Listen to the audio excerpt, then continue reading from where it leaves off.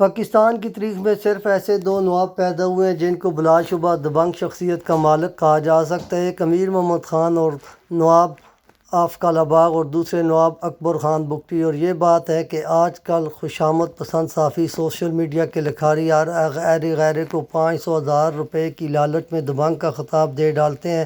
اس طرح دبنگ کا لفظ ایسی بے توقیری پر شرم سے پانی ہو رہا ہوگا۔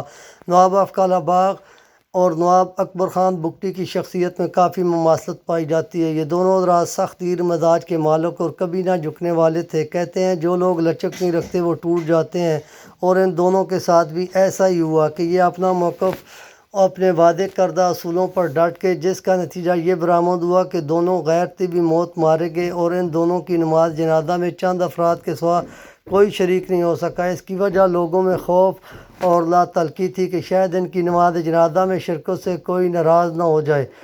آغا نیاز مکسی لکھتے ہیں، نواب اکبر بگٹی کے تابوت کی نماز جنازہ اور تدفین کا عبرتناک منظر میں نے خود اپنی آنکھوں سے دیکھا، جس میں 10 سے کم افراد شامل ہو سکے تھے۔ اکبر بگٹی کے تابوت کو 2 تالے لگے تھے۔ نواب آباد کی جنرل ایوب سے بہت زیادہ دوستی تھی، اور نواب اکبر بگٹی کی ذوالفقار علی بھٹو سے دوستی تھی۔ اور یہ اور بات ہے کہ اکبر بگٹی کسی کو دوست نہیں مانتے تھے، اور وہ ارسطو کے اس قول کے قائل تھے کہ دنیا میں کوئی کسی کا دوست نہیں۔ اس لیے نواب اکبر بگٹی کہتے تھے کہ میرا دوست کوئی نہیں، البتہ واقف کار بہت ہیں۔ اکبر بگٹی کی لاش کو ڈیرہ بگٹی میں سخت سیکورٹی میں ان کے آبائی قبرستان میں دفنایا گیا تھا۔ ان کی نماز جنازہ میں مولوی ملوک بگٹی نے پڑھائی تھی۔ اکبر بگٹی کی میت ایک پیٹی میں بند تھی جسے 2 تالے لگے ہوئے تھے۔ لاش کے قریب سے انگوٹھی، اینک، گھڑی اور چھڑی ملی تھی، جس کی بنیاد پر ان کی شناخت ہوئی تھی۔ اکبر بگٹی کا چہرہ اور ٹانگیں سلامت تھیں، جبکہ جسم کا درمیانی حصہ بھاری پتھر کے نیچے دبنے کی وجہ سے خراب ہو گیا تھا۔ اکبر بگٹی کے ورثاء نے، جن میں ان کے بیٹے طلال بگٹی شامل ہیں، حکومت سے مطالبہ کیا تھا اکبر بگٹی کی میت کوئٹہ میں ان کے حوالے کی جائے، جہاں ان کے خاندان کے سب افراد موجود ہیں۔ اکبر بگٹی کے ورثاء کے مطالبے کو نظر انداز کرتے ہوئے تدفین ان کے آبائی قبرستان میں کرنے کا فیصلہ کیا۔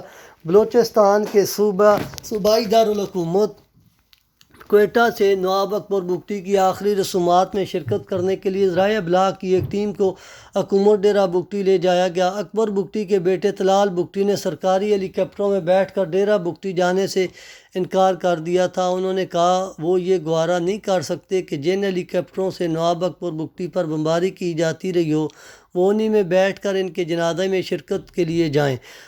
اکبر بگٹی کے قتل کے حوالے سے قمر انتظار محمد خان نے اپنی کتاب سازشوں اور غداری کی داستان میں لکھا ہے، کسی فوجی افسر نے سوئی گیس فیلڈ میں خدمات سر انجام دینے والی ایک ڈاکٹر صاحبہ سے زیادتی کی۔ اکبر بگٹی نے اس پر شدید احتجاج کیا۔ وہ فوجی افسر کو سزا دلانا چاہتے تھے۔ مشرف نے اس واقعے کو معمول کا واقعہ سمجھ کر بگٹی پر شدید تنقید کی۔ حالات بگڑ گئے، بلوچوں نے ہتھیار اٹھا لیے اور ایک غار میں چلے گئے۔ مذاکرات کے بجائے مشرف نے دھمکیاں دیتا رہا کہ ایسی جگہ سے فائر ہوگا کہ کسی کو خبر بھی نہ ہوگی۔ ان کی دھمکی نے 26 اگست 2006 کو حقیقت روپ دھار لیا اور غار کو بمباری کر کے تباہ کر دیا گیا۔ نواب صاحب اپنے ساتھیوں سمیت اگلے جہاں سدھار گئے۔ ناظرین، ہماری اس کہانی کے بارے میں ایک کمنٹ ضرور دیجیے گا۔ اگر ابھی تک آپ نے ہمارا چینل سبسکرائب نہیں کیا تو پلیز ہمارے چینل کو سبسکرائب کیجیے گا۔ Thank you very much. Don't forget to subscribe Madni Masjid لمرک۔